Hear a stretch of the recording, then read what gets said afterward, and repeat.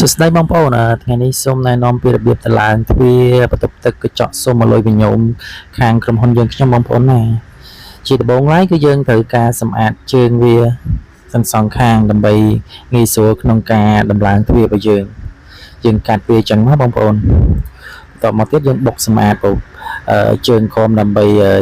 តម្លាក់ជើងសុំរបស់យើងឲ្យវាចុះទៅស្មើជាមួយនឹងឥដ្ឋក្រូរបស់យើងផ្ទាល់បងប្អូនយើងចាប់ផ្ដើមបុកវាតិចមកហ្នឹងហើយបន្ទាប់មកទៀតយើងយកទ្វាររបស់យើងយកមកដំឡើងហើយយើងថ្លឹងទឹកមើលថាឲ្យវាស្មើល្អដើម្បីងាយស្រួលក្នុងការបិទបើកហើយនឹងងាយស្រួលក្នុងការដំឡើងផងដែរកាលណាយើងធ្វើវាបានស្មើល្អយើងងាយស្រួលក្នុងការបាញ់តាគេនិងក្នុងការបិទបើកផងដែរបងប្អូនណាហ្នឹងហើយយើងគោះវាធ្វើឲ្យស្មើល្អយើងថ្លឹងឲ្យស្មើល្អទៅបងប្អូនណែបងប្អូនធ្វើតាមរបៀបនេះបងប្អូនយើងយកម៉ែត្រទឹករបស់យើងចាប់ដើមយកមកថ្លឹងមកបងប្អូនថ្លឹងពីលើថ្លឹងពីចំហៀង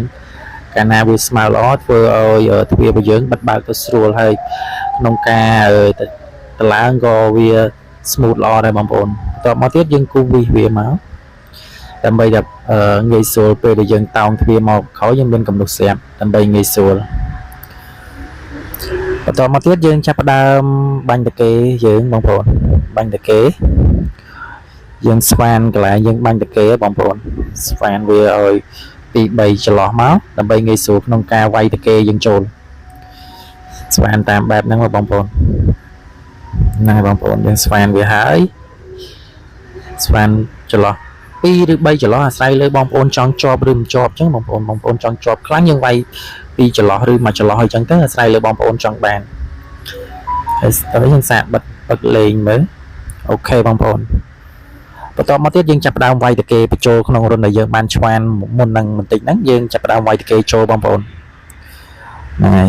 យើងវាយតាគេចូលទៅវាយតាមបច្ចេកទេសដែលខាងក្រុមការងារខ្ញុំ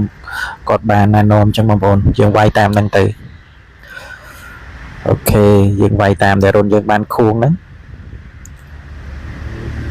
មើលទៅគ្រប់ចំនួនហើយអស់យើងធ្វើម៉េចវាយឲ្យត្រង់ល្អបងប្អូនងាយស្រួលក្នុងការបាញ់វិសបញ្ចូលដើម្បីភ្ជាប់ជាមួយទ្វារអូខេពេលយើងវាយតាគេរួចហើយយើងចាប់ផ្ដើមបាញ់វិសបញ្ចូលបងប្អូនយើងបាញ់វិសសម្រាប់នេះជាមួយទ្វាររបស់យើងហ្នឹងបាញ់វាបញ្ចូលទៅជាមួយនឹងតាគេរបស់យើងជាប់មួយទីតិចទ្វារកញ្ចក់សុំមកលុយបញ្ញោមយើងផ្ទាល់បងប្អូនណែបងប្អូនធ្វើតាមហ្នឹងទៅហើយយើងដាក់ចន្លោះក្រៅក្នុងអញ្ចឹងណាបងប្អូនតិចវាយើងចាប់ក្រៅក្នុងអញ្ចឹងបងប្អូនហើយយើងកាត់វាចន្លោះដើម្បីងាយស្រួលក្នុងការបៀកកបោចិត្តកាលណាយើងវាយក្រៅក្នុងអញ្ចឹងវាមានលំនឹងល្អបងប្អូនទប់ទម្លឹងទ្វាររបស់យើងបានល្អយើងបិទបើកវាអត់មានអង្គើព្រោះមានតិចសងខាងវាទប់គ្នាទៅវិញទៅមកចឹងបងប្អូនធ្វើតាមរបៀបនេះទៅដឹងថាជាប់ 100% បងប្អូន